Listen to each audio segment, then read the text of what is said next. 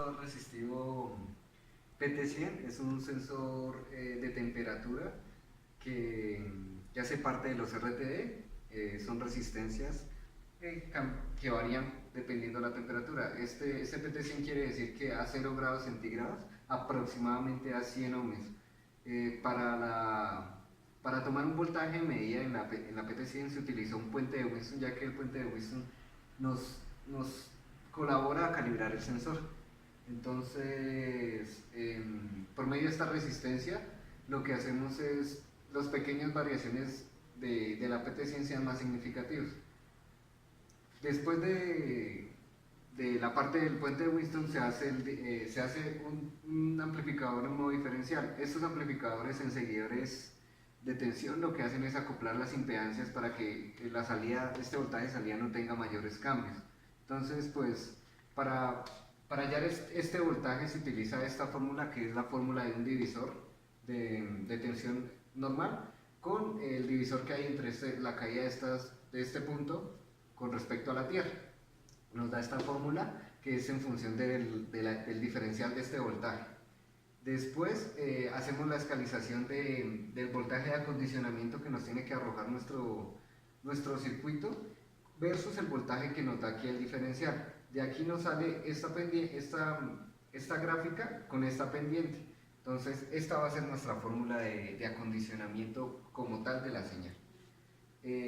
Haciendo los cálculos con una temperatura a 0 grados centígrados, matemáticamente o teóricamente nos da aproximadamente 100 ohmios, lo que nos dice que este acondicionamiento nos va a dar 0 voltios, el diferencial, y con aproximadamente 100 ohmios nos va a dar 138.5 ohmios y el diferencial va a ser 0.8, por eso es que están los valores en esta gráfica.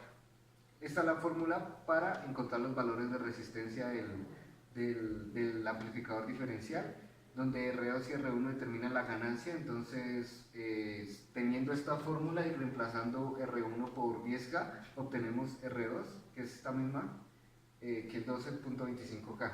Después, para el dato binario que va a entrar al ADC, se utiliza la resolución del ADC, ya que este ADC va a ser de 16 bits, y el voltaje de acondicionamiento y el voltaje de referencia del ADC, que en este caso va a ser de 0 a 5, el cual obtenemos esta ecuación. De esta ecuación nos devolvemos para tener la ecuación en términos de voltaje del dato digital en función de la temperatura.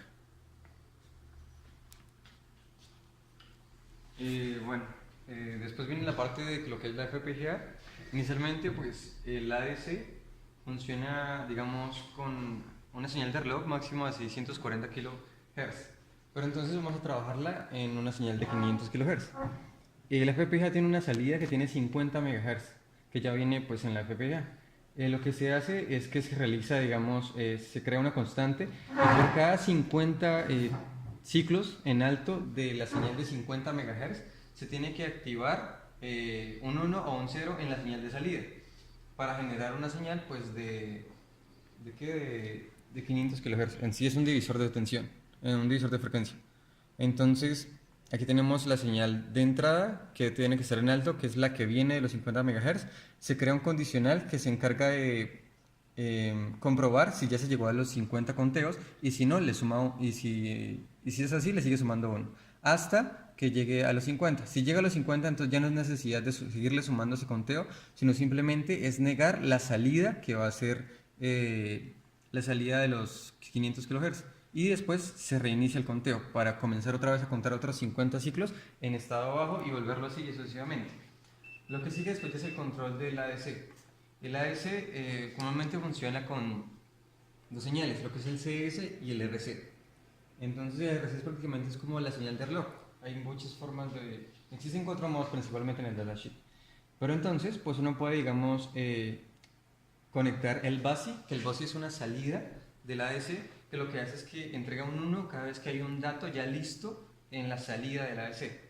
Entonces, para encargarnos de que cada vez que hay un dato ya a la salida del ADC es comenzar a hacer otro ciclo para reconocer otro dato, entonces lo que se hace es esto.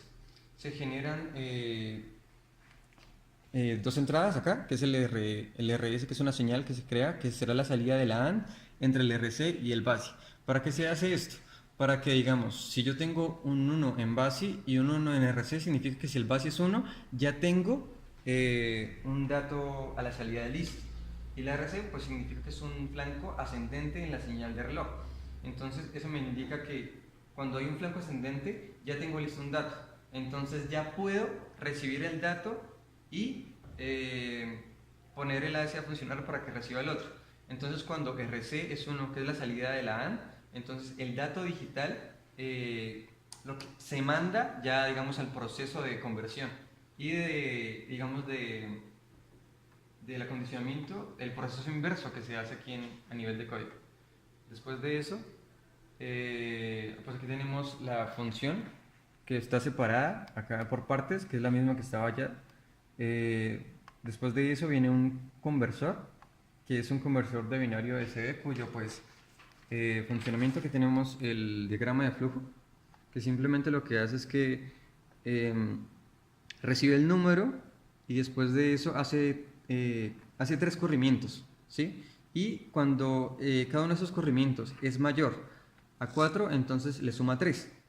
Y hace eso consecutivamente, y la cantidad de desplazamientos que se hacen debe ser igual a la cantidad de bits del número. Y se obtiene un número en BCD. ¿Para qué se hace esto?